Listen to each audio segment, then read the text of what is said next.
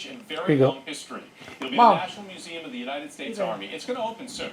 And I spoke with a couple of very dedicated volunteers who have worked tirelessly to make this dream come alive.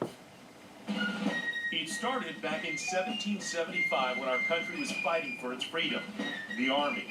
Since then, millions have been members of this branch, and yet there's no museum to tell the stories of so many brave soldiers that have fought for our freedom. When you think about the Army's 245 years, there's a lot of years behind this service of ours. Retired Lieutenant General Roger Schultz is the president of the Army Historical Foundation, and he's helping bring online the National Army Museum. What are you hoping for when people walk through this museum? What do you want them to take away with them? What we're looking for is they feel good about the Army. Soldiers feel good about their service. They're reminded of the sacrifice and the selfless duty that so many millions have over time contributed to our nation's security and well-being. There will be a timeline that visitors can follow and learn from. Many battles and all the wars.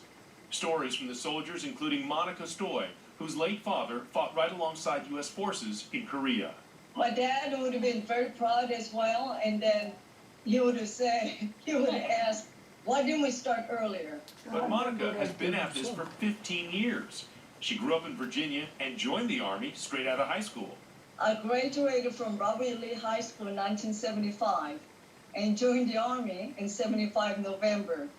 She served 20 years retiring as a captain, and now her mission is to get this museum opened up for the world to know what the Army has done and what it means to her and her family.